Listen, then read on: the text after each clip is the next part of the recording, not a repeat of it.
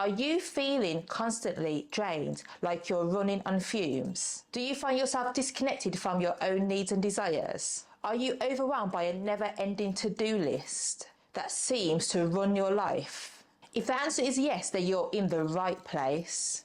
Welcome to the Diary of Naomi, and this video is called 5 Surprising Signs that you are suffering from feminine burnout. In this video, we're going to uncover 5 surprising signs that you may be suffering from feminine burnout that you might be overlooking. And the thing is, these are not just some typical I'm tired type of symptoms. We're talking about sneaky, under the radar signs that could be signaling it's time to hit the reset button. But don't worry, because we're not just here to point out the problem. We're here to also equip you with practical, actionable strategies to help you to reclaim your energy, reconnect with your femininity, and create that harmonious combination that most of us are craving, a work-life balance. And why is it so important? Because burnout isn't just about feeling tired. It can impact every aspect of your life, health, and your relationships. And it can also impact your career and, most importantly, your connection to yourself and your feminine essence. By the end of this video, you'll have the tools to recognize these subtle signs of burnout and the know-how to nourish yourself back to vitality. You'll learn to realign your feminine energy and to cultivate a lifestyle that supports your well-being and not deplete it. So the first signs of feminine burnout is physical cues. And now you're probably saying physical cues are not surprising, but here's the twist. We often dismiss these signs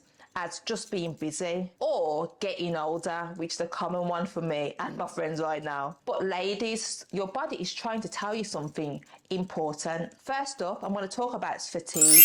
And I'm not just talking about feeling tired. I'm talking about bone deep exhaustion that doesn't just go away after a good night's sleep. If you're reaching for that third cup of coffee just to get through lunch, it's time to pay attention. Trust me, you need to pay attention, because you shouldn't be getting through coffee or going through coffee just to keep you awake. That's not normal. Next, I'm going to talk about those headaches. And I know that those who are suffering from burnout get these headaches. The thing is, occasional headaches are normal, but if you're popping painkillers like sweets, your body's waving a red flag. And let's talk about tension. Are your shoulders constantly touching your ears? Does your jaw ache from clenching? The constant physical tension in your body is shouting, hey, we need to distress. We need to distress. So what we need to talk about now is, how do we address these physical cues? Let's break it down. First of all, you need to prioritize restorative sleep. This means creating a bedtime routine, keeping your bedroom cool and dark, and yes, putting those phones down at least 2 hours before you go to bed. Like, I have to sleep in a cool room. It helps me to sleep better. And I also cannot look at my screen too close to my bedtime, because I won't be able to sleep. So if you want restorative sleep, make sure you do these 3 things. Have a bedtime routine, keep the bedroom dark and cool, and put your phones down at least 2 hours before bedtime. Embrace nourishing movement. And do you notice I didn't say intense workouts? It's not always about going hard in the gym. Sometimes just gentle yoga or even just a walk in nature is good enough, and it can be more replenishing than high intensity workouts. Number 3, practice mindful eating. Slow down, savor your food, and choose nutrient rich options. I'm a person that when food tastes good, I chew so fast. I don't even know if I chew it all, but I just want to swallow. And it's not good. Sometimes we need to slow down, chew, so it helps our body to digest the food properly. Because sometimes if we're not chewing properly and we're swallowing food almost whole, our body has to do a lot more work to break it down, and that can even make it hard for us to sleep. So if you want to have a good sleep, make sure you are chewing properly when you're eating. And remember, these practices are not indulgences, they are necessities. Remember, your body is your home and it deserves tender love and care. So what I want you to start doing from today is setting a timer 3 times a day, and whenever it goes off, take a moment to check in with your body. How are you feeling physically? And what does your body need right now? By tuning into physical cues and responding with nurturing self-care, you're taking the first step in recovering from feminine burnout. You're saying to yourself, I hear you, I value you, and I'm here to support you. And the second surprising sign of feminine burnout is emotional cues. Now, as women, we all have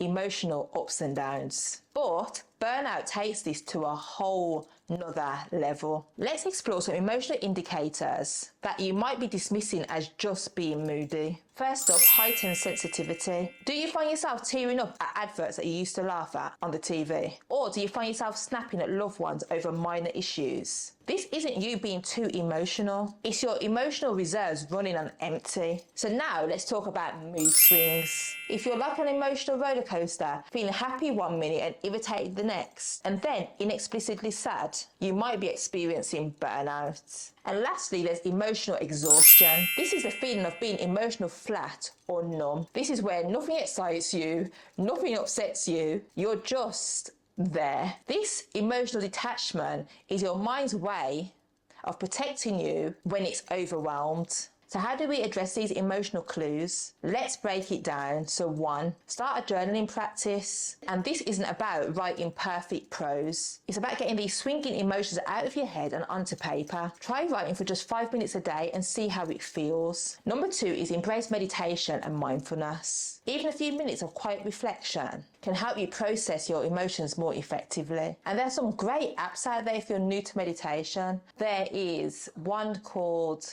Mind.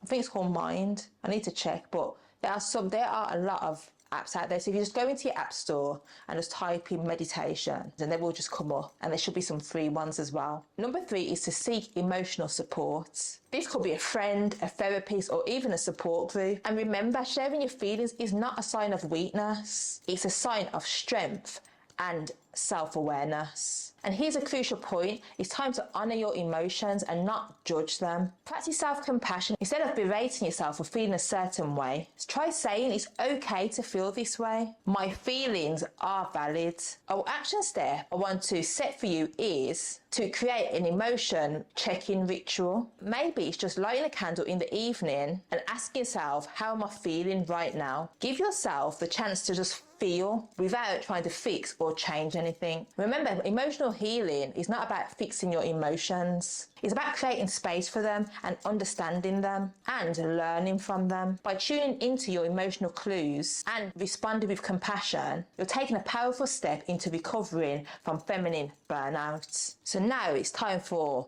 the third surprising sign of feminine burnout, which is mental signs. So we often attribute these symptoms to being busy or even mum brain if you've got children. But ladies, if you're experiencing this consistently, it might be more than a busy schedule. So first of all, let's talk about brain fog, because it's something that most women suffer from at some point in their life. You know that feeling when your thoughts are cloudy and you just can't seem to think clearly? It's like trying to navigate through a thick mental haze. This is not just tiredness, it's a sign that your brain needs a break. Next, there's forgetfulness. Are you constantly misplacing keys or forgetting important dates? If your usual sharp memory is failing you more than not, it's time to pay attention. Lastly, let's talk about lack of concentration. If you find yourself reading the same paragraph over and over and over again, or even zoning out during conversations, your mind might be signaling you that it's overwhelmed. And these are all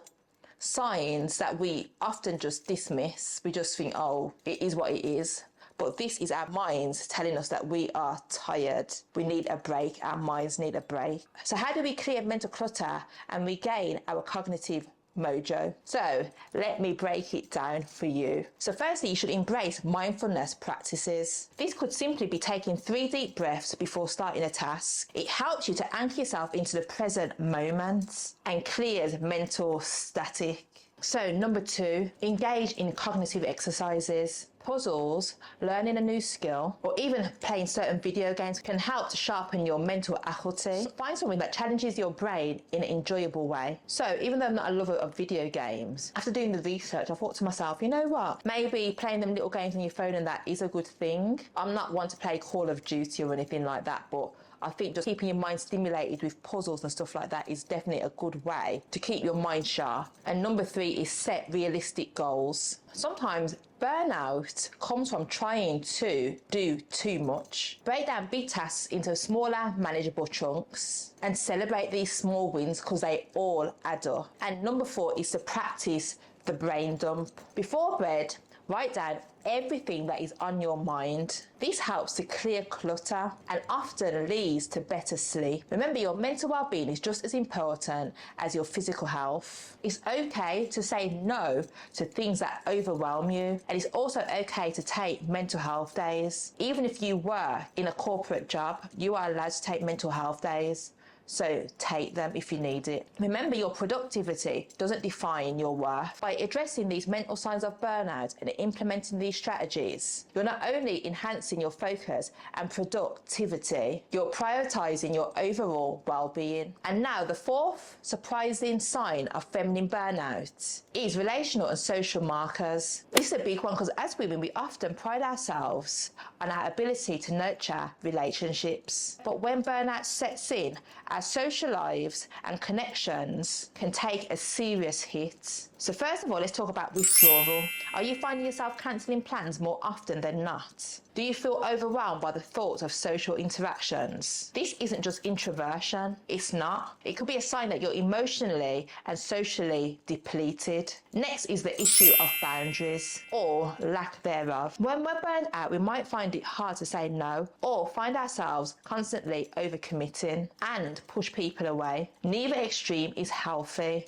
That's the thing. Lastly, what you need to look at is the quality of your interactions. Are your conversations feeling surface level and unfulfilling? Or do you find it hard to be present with loved ones? Disconnect is a telltale sign of burnout. And I think that we've all been there in our lives at some point and just not realise that it's burnout. I know that I've suffered from a lot of these symptoms. The symptom of feeling tired no matter how long I sleep, the symptom of overcommitting or just kind of locking myself away from people, or my relationship suffering, or even me just kind of reading something over and over again and my mind's just not there, it's just not there. So all these signs that I had, I didn't even realise it was burnout at the time. So how do we nurture relationships whilst taking care of ourselves? Let me break it down for you. Prioritise quality time over quantity. It's okay to have a smaller circle of friends if those relationships are deep and meaningful. Focus on nurturing connections that truly feed your soul. Set and communicate boundaries. This might be uncomfortable at first, but it's crucial. Start small, starting by maybe deciding not to answer or look at emails after 7 p.m. or setting aside one night a week just for you. And this is crucial if you are a person that is married or even has children. Sometimes you just need that time for you, that hour, that 2 hours where it's just your time, and you shouldn't feel bad for wanting that. Practice active listening. When you're with somebody or someone speaking to you, really be there, be present. Put away your phone, make eye contact, and engage fully. This not only deepens connections, but it makes your social interactions more fulfilling. And number 4, seek out supportive communities. Whether it be a book club, a fitness class, or even an online group, find people that share your interests and values, because these connections can be incredibly nourishing. Remember, it's not selfish to prioritise your social needs. In fact, by taking care of yourself makes it more possible for you to show up for others. So what I want you to do is this week, schedule a connection date, either by yourself or with a loved one. If it's a solo date, do something that makes you feel connected to yourself. And if it's with someone else, choose an activity that allows genuine connection and conversation. By addressing these relational and social markers of burnout, you're not only just improving your relationships, you're creating a support system that will help to prevent burnout in the future. And now it's time for the 5th sign of feminine burnout, which is spiritual and holistic disconnection. So ladies, this is where we dive deep. Because burnout isn't just about being tired or overwhelmed. It's about feeling disconnected from your essence, purpose, and your soul. The first sign to look out for is loss of meaning. Do you ever find yourself going through the motions, thinking to yourself, is this all that there is? Like, is this it? I've had that feeling. I've definitely had that feeling. The existential ignore is a clear sign that your spirit needs nourishment. Because if you're questioning your existence and thinking to yourself, why the hell am I here? What is the point of this? Like, your spirit needs nourishment. And next up, pay attention to lack of inspiration and creativity. If you used to love painting, writing, or another type of self-expression, but now you can't summon the energy or the interest, your creative spirit might be crying out for attention. And I got to a point where I used to love reading, and then I just stopped. I just couldn't be bothered.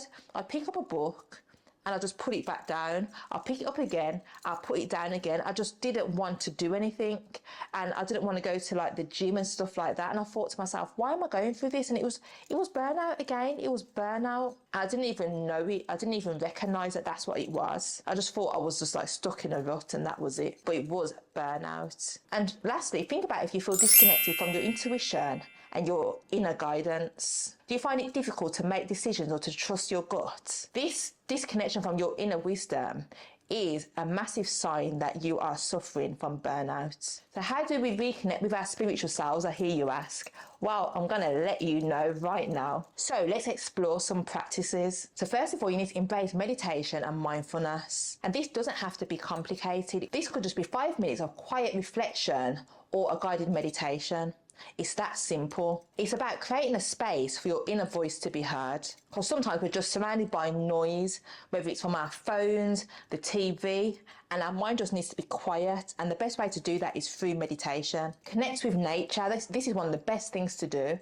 Go out for a walk in nature, breathe in the fresh air. And the thing is, if you don't want to go for a walk, just sit in your back garden or go down to a local park. Nature has an incredible ability to ground us and to remind us of our place in this big, wide world. Number 3 is to engage in creative expression, whether it's journaling, painting, dancing, singing. Find a way to express yourself where it doesn't have to be good or productive.